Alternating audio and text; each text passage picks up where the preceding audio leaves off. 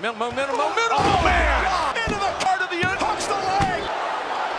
And the streak has defeated the Undertaker at WrestleMania. That doesn't work for me, brother.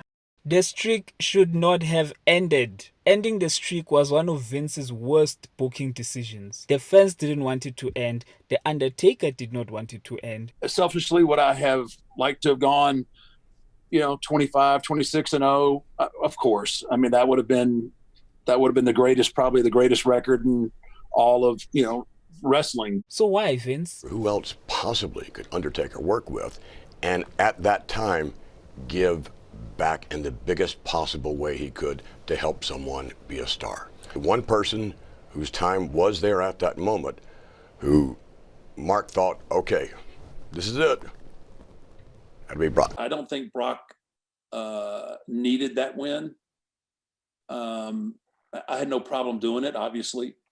I just don't think that he was the guy that needed it. I don't think Brock needed it. He was already a world beater. I get it. It's business. Vince wanted a shocking moment. And what's more shocking than someone ending the streak? But was it worth it? Did it elevate the people who gave Undertaker his only 2 losses at WrestleMania? No, of course not. Brock and Roman were always going to be at the top of the table. They were always going to main event pay-per-views. They were always going to fight for the big belts. So breaking the streak didn't do anything for them. All it did was piss off the WWE fans, especially Roman. So ending the streak was a big mistake. But if Vince really wanted to end the streak, he gave the wins to the wrong people. I double checked with Vince and I said, "Are you sure that's what you want to do?" And he was like, "Mark, if it's not him, who's ever gonna beat you?" So, of all the people who fought Undertaker at WrestleMania, who should have ended the streak? The criteria for ending the streak comes down to who would have benefited from ending the streak. Well, that's where I come in. Here's my top 5 plus 3 honorable mentions of people who would have benefited from ending the streak. Why top 5 plus 3 honorable mentions? Well, because my favorite number is 53 and I can't make a top 53 list. Well, once we get to 10,000 subscribers, we will do a top 53 list. Honorable mention number 8. Hall of Pain Mark Henry. Hall of Pain Mark Henry was when WWE finally got Mark Henry right. Here's this big guy who is a legit strongman and he's on a rampage, breaking people and inducting them into his Hall of Pain. This is how Mark Henry should have always been presented. And inducting the Undertaker into the Hall of Pain by breaking him and breaking his streak would have done wonders for Mark Henry. Honorable mention number 7. Rated R superstar Edge. Absolutely not. Like, why would we do that? That makes zero sense to me. I'm already a made man. Hear me out. Edge was a menace back in the days. He was one of the biggest heels at the time, and he was so good at it and so natural. If he had broken the streak and then had a sex celebration the following night, man, that would have created some major heat for his character. Honorable mention number 6. AJ Styles. Now picture this. The Phenom versus the Phenomenal. Hire me, WWE. Now, they did have a good cinematic match at WrestleMania 36, but I would have loved to see them in the ring. AJ Styles is one of the best wrestlers in the world, and him versus peak Undertaker would have been a 5-star classic, and the win for AJ Styles would have elevated him to the top of the WWE mountain. And now, here's the top 5. Number 5, CM Punk. Wait. Hear me out. As controversial as CM Punk can be, he's still one of the best wrestlers in the world. This was a guy who came from nothing, did not look the part of a typical WWE champion, but somehow managed to get to the top of the WWE mountain, main evented pay-per-views, won their biggest belts, and had the longest WWE championship reign at the time, and he married AJ Lee. I mean, this was a star. So what did WWE do? Well, they took the belt away from him and gave it to The Rock, so they could book a Rock versus Cena match at WrestleMania. WrestleMania. So they buried their top star to give the belt to a part-timer to book a match that we had already seen. So they gave the streak match to CM Punk. And if he had ended the streak, it would have re-established his claim at the top of the WWE.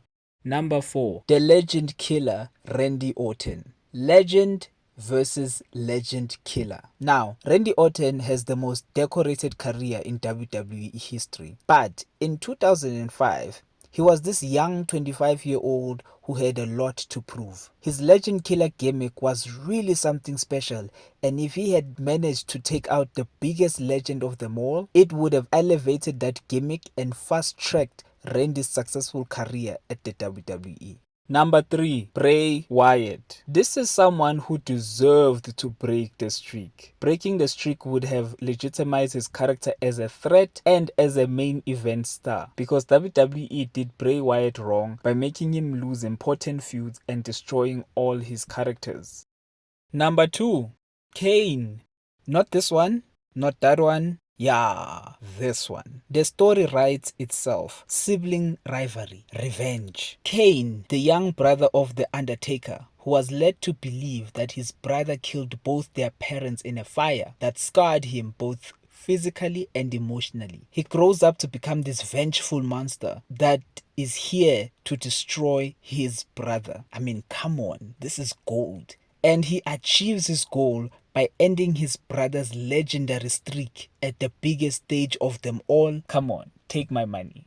And number 1, Giant Gonzalez. Did you really take me seriously? Number 1 is obviously Shawn Michaels, Mr. WrestleMania himself. He faced The Undertaker twice, giving us 2 classic WrestleMania matches, and he even put his career on the line on their second match. I mean, we needed one more match, and in this final match, Shawn should have broken the streak. Now, WWE teased something like this, but it was for the wrong match. And let's not even talk about this match. Shawn coming out of retirement was only supposed to be for a WrestleMania match against The Undertaker. Picture this. So after ending Shawn's career, The Undertaker keeps winning at WrestleMania, including a win against Broken Roman. Meanwhile, Shawn is at home, miserable and disappointed in himself. He has lost all his confidence, and even though he would like another shot at ending the streak, he chooses to honor his retirement. So instead of this moment being used to set up Undertaker versus Triple H, it should have been used as a building block for Shawn coming out of retirement and facing The Undertaker at WrestleMania. I took the one thing from you that was most important.